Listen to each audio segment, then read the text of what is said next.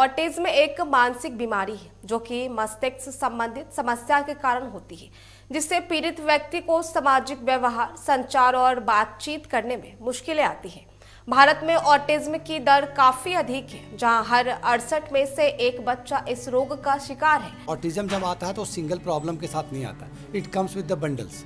किसी में होता लर्निंग भी साथ में एसोसिएटेड हो, किसी में फीडिंग भी साथ में एसोसिएटेड हो, तो बहुत सारा ऑटिज्म अपने आप में एक प्रॉब्लम है। लेकिन हम लोग हमेशा अगर आप देखोगे तो ऑटिज्म स्पेक्ट्रम डिसऑर्डर कहते हैं। स्पेक्ट्रम का मतलब वेरिएशंस है, रेंज है। आपका एक बच्चा है जो कम्प्लीटली म्यूट होगा और एक बच्चा है जो इतना दिन भर बोलेगा कि आप परेशान होंगे। ऑटिज्म एक न्यूरो डेवलपमेंटल कंडीशन है और ऑटिज्म ना बुला के ऑटिज्म स्पेक्ट्रम डिसऑर्डर बुलाया जाए तो वो बहुत ज़्यादा होता है। और इसी के अंडर मैं कहूँगी ऑलमोस्ट 26 बीमारियां हैं जो एसोसिएटेड होती हैं या अलग अलग नाम से पुकारी जाती है। ऑटिज्म के लक्षण आमतौर पर 12 से 18 महीने की आयु में दिखाई देती हैं और ये समस्याएं पूरे जीवन काल तक रह सकती हैं। और आपने वो भी देखा होगा कि जो बच्चे हैं जो बिल्कुल ही पैदा होते हैं, बात करते हैं, लेकिन कुछ टाइम के बाद भूल जाते हैं चीज़ें।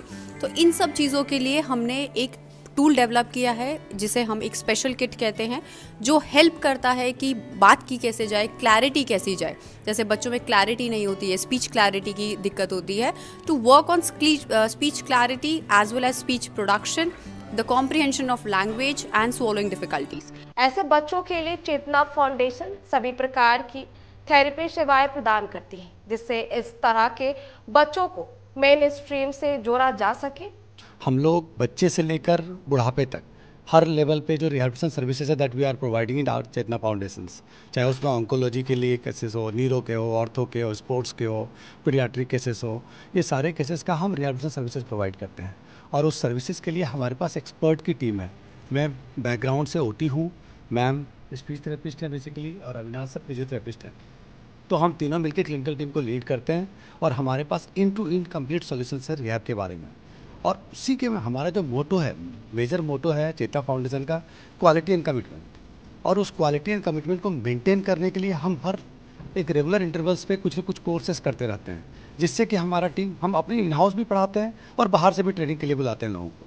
क्योंकि आप सब जानते हो कि मेडिकल फील्ड में हर दिन नई नई चीज़ें आ रही, नई नई प्रॉब्लम्स आ रहे हैं, नई नई बीमारियाँ आ रही है। तो उसके लिए नई नई टेक्नोलॉजी, नई नई लोग, नए नए एक्सपर्ट्स को जोड़ने पड़ते हैं, जिससे कि हम एट पार वर्क कर सकें और अपने बच्चों में या अपने पेशेंट्स में बेटर उनका फ्यूचर जो है बेटर कर सकें, उनका भविष्य बेटर कर सकें।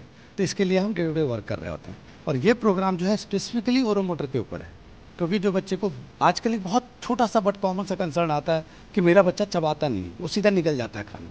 बहुत पेरेंट आते हैं, कोविड के बाद ये कंसर्न्स बढ़ गए, तो वो चबाता नहीं, निकल जाता है उसको। वो कई बच्चे मुंह में कुछ लेना नहीं चाहते, या आप आइटम में देखोगे तो बनाना नहीं खाता है, एप्पल खाता है, क्योंकि जो थोड़ा टच टाइप का मतलब गीला चीज़ होता है वो नहीं खाना चाहता है या नहीं लेना चाहता है। तो ये अलग अलग तरह के प्रॉब्लम थे। ये ओरल सेंसरी स्पेसिफिकली उसी पे डिजाइंड है, जिसमें बच्चे को स्वेलो करने में, च्यू करने में, सक करने में, इन सब में जो डिफ़िकल्टी है उसके ऊपर का। और ये ठीक होगा तो आगे जाके स्पीच भी ठीक होगा। और कुछ में होता है स्पीच की प्रॉब्लम भी नहीं हो, लेकिन हमारा जो टारगेट यही है कि ये चीज़ें और ट्रेन करके और बेटर करते जाए। इस पर आपको मैम थोड़ा सा डेमो कर देगी क्या और बेटर कर सकते हैं। सो राइटली सेड सर, बेसिकली अगर फीडिंग इश्यूज होते हैं बच्चों को तो आगे जाके उसको स्पीच में डिफ़िकल्टी हो जाती है, ठीक है, मूवमेंट करने में, एंड सेंसरी पार्ट भी उसका अफेक्टेड हो जाता है। तो ये जो टूल्स की बात हम कर रहे हैं, इसमें बहुत सारे ऐसे टूल्स हैं जिससे अगर हम, जो बच्चा च्यूइंग नहीं कर पाता, चबाता नहीं है ठीक से, तो उसके लिए भी हमारे पास टूल्स हैं जिससे हम च्यूइंग एनहांस कर सकते हैं, बेटर कर सकते हैं, ठीक है। उसके अलावा भी हमारे पास आपको जैसे जीभ का मूवमेंट, क्योंकि इवन बोलने के लिए और चबाने के लिए, दोनों के लिए जो है हमें जीभ का मूवमेंट बहुत ज़रूरी होता है। तो उसकी मूवमेंट कराने के लिए भी हमारे पास अलग अलग टाइप के टूल्स हैं। बेसिकली इस टूल का बेनिफिट ये है ना कि एक टारगेट मिल जाता है कि हमको इतना मूवमेंट कराना है, और उससे फिर जितनी बार हम कराते हैं तो स्ट्रेंथनिंग होती है, जो ओरल स्ट्रक्चर्स की स्ट्रेंथनिंग है, जो आगे चल के आपको स्पीच क्लैरिटी में बहुत हेल्प करता है, ठीक है। और इसके अलावा भी और भी बहुत सारे टूल्स हैं जो फाइनर मूवमेंट्स में हेल्प करते हैं।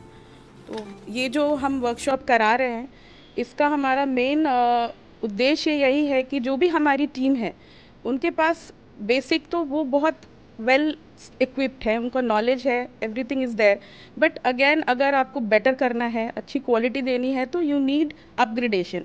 और डे टू डे में हम यही बिलीव करते हैं कि अगर हम अपना अपग्रेडेशन नहीं करते तो हमारी फिर क्वालिटी और जो बेटर सर्विसेज है वो हम नहीं कर पाएंगे।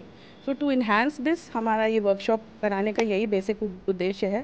चेतना फाउंडेशन बिहार के विभिन्न शहरों के साथ साथ पटना के एसके पुरी स्थित संचालित हो रही है, जहां occupational therapy, physiotherapy, speech therapy, special education, applied behaviour therapy और क्लिनिकल साइकोलॉजी के द्वारा बच्चों, किशोरों, वयस्कों और वृद्ध लोगों के लिए ये थेरेपी प्रदान करती है। खास करके ऑटिज्म और विकासात्मक विकार वाले बच्चों के कई बीमारियों से निपटते हैं। इससे पहले क्षेत्र के लोग इस तरह की बीमारी में अच्छी सेवाएं पाने के लिए दिल्ली और मुंबई जैसे मेट्रो शहरों की ओर जाना पड़ता था।